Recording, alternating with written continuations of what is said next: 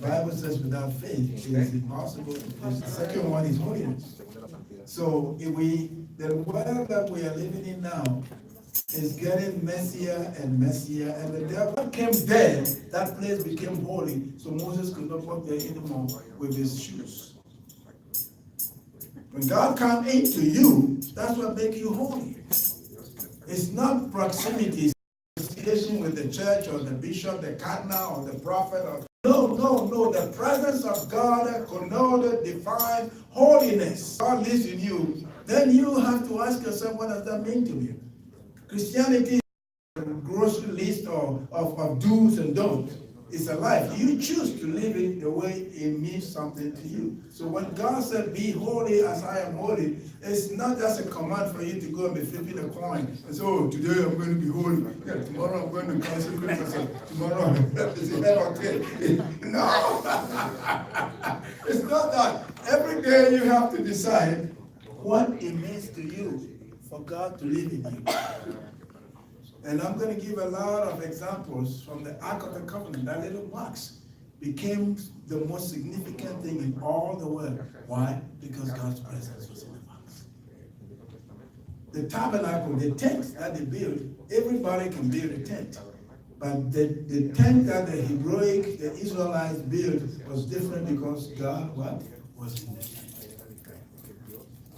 There are a lot of magnificent, awesome buildings, even in those days were in the world, but the only building that was in the world that was the temple. Why? Because God was in the temple. It's not because of the architecture or the design.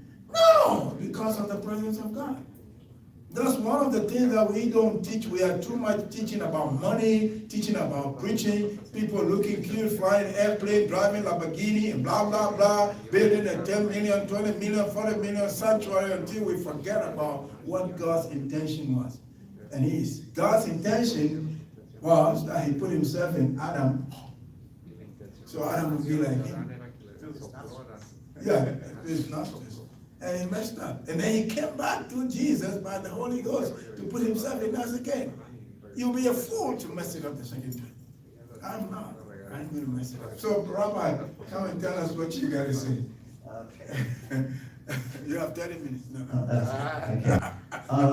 Is this too close? What's too loud for you? Is this too loud? No. Okay. We're trying to make everybody African. Okay. Oh, we got to start dancing after him, right? Yeah, Sunday maybe ask Pastor. Okay. We have more of this today. Holiness.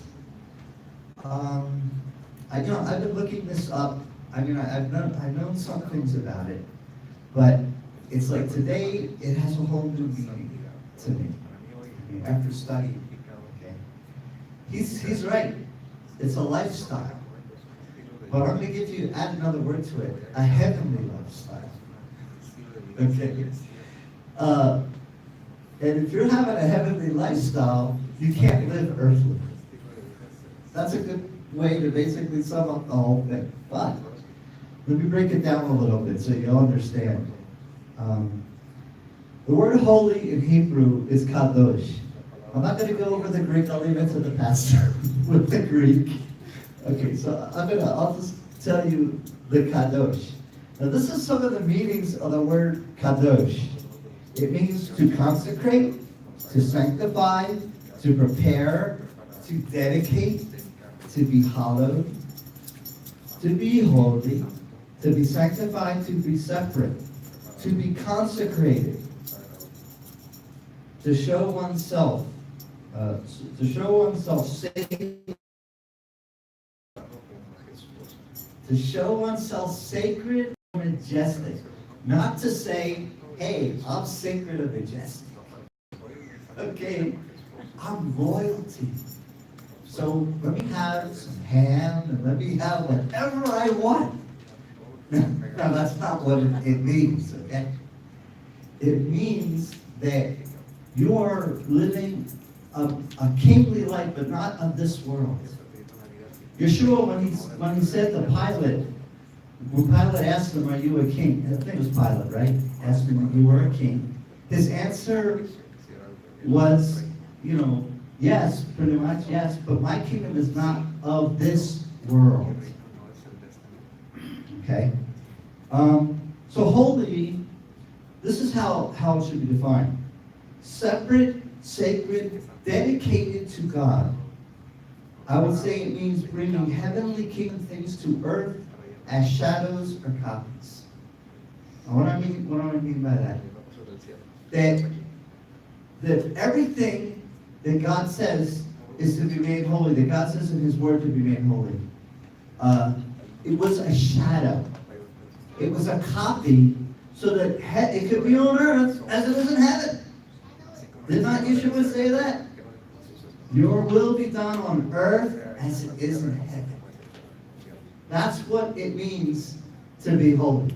That on earth as it is in heaven. In other words, there's nothing we can do to be holy here. Unless we are bringing heaven to earth.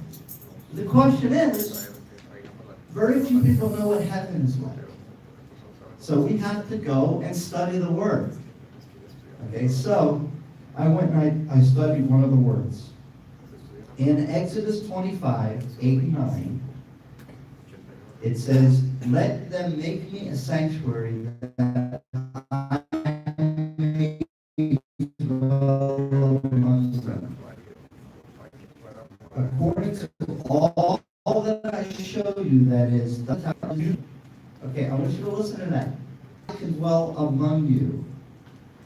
And that is and that is the pattern of the tabernacle, and the pattern of all its furnishings shall you make it. God showed Moses, a pattern. In Hebrew, the word is tavnit. You don't have to remember the Hebrew word. Okay. Tavnit, pattern, means plan, form, construction, figure, structure. Okay, and it has a root word. The root word of that is called bana, and it means to build, to establish, to cause to continue, to rebuild. So God has a pattern from heaven and instructs men through the power and wisdom of the Ruach HaKodesh to make or fashion them. That is a part of holiness. The word for pattern is tavnit. Okay.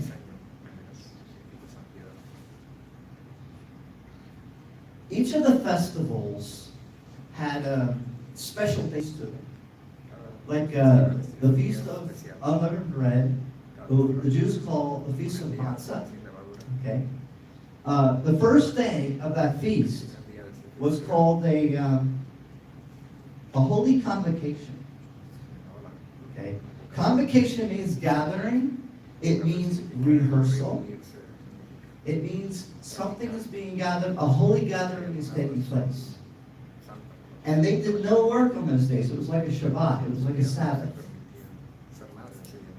Okay, but he called it holy.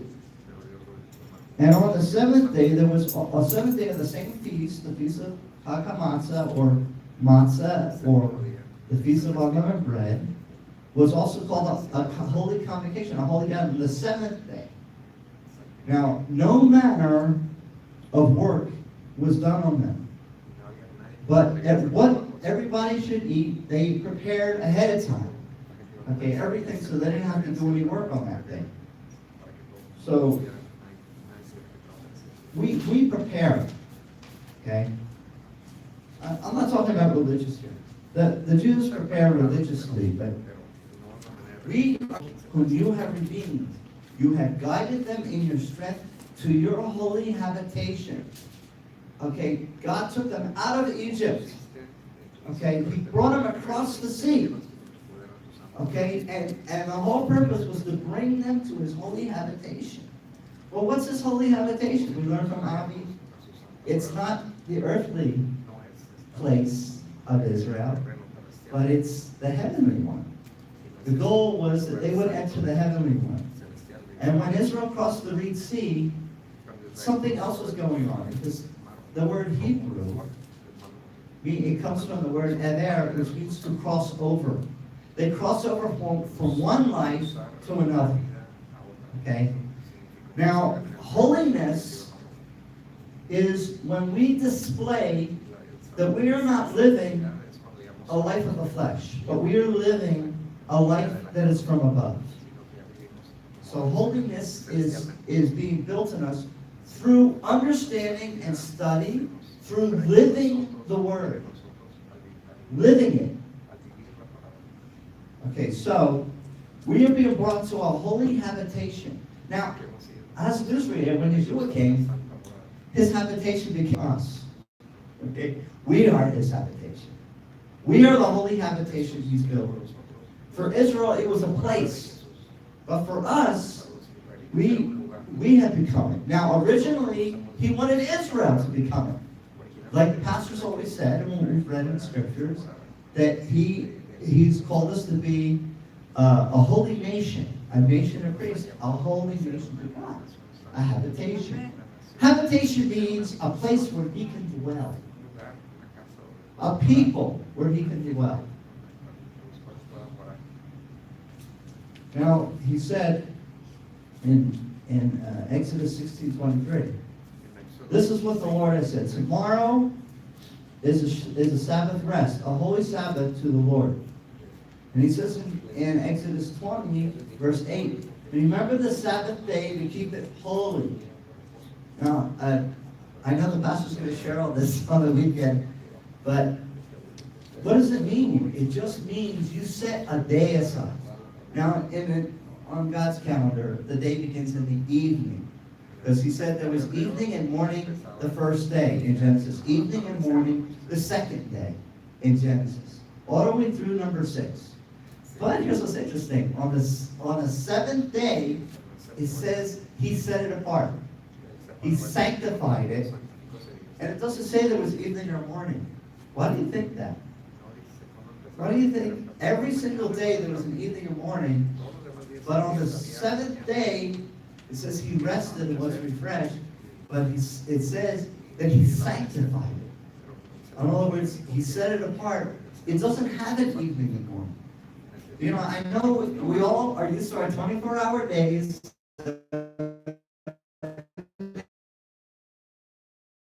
God, we know that there's a 24-hour period there, and there's an evening and morning, but the way God sees it, it's sanctified, it's holy, it's set apart. There's no time. It is almost as if heaven is on earth. There's no time limitations. And this is why I believe there's a greater ability to access the heavenly on that day. Not that it's a better day than any other day, but that God set it apart. You can still worship on Sunday, you can still worship on Monday, but God set apart a day and He made it holy. And so much, over and over and over, you'll see it talks about keeping the Sabbath day holy. But I'm not going to focus on the Sabbath either. We are a holy nation, Exodus 19:6. A kingdom, a priest, and a holy nation. He told that to Israel, but guess what? We as believers are truly that holy nation. But if we don't act holy, we are not the holy nation for Him. We are not living for the world to come, called Olam Haba. Yeshua said, lay your treasure where neither moth nor rust destroys. Now I'm preaching right. I didn't preach right on Saturday. Preach right now. Okay. Lay your treasure where neither moth nor rust destroys. What does that tell you? You know, we are not supposed to be thinking about this world. We're supposed to be thinking about the kingdom of heaven. That's right. You say it.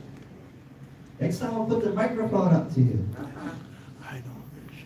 Okay, so what makes the difference?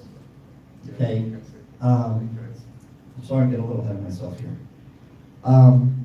When they built the tabernacle, there was, after you cast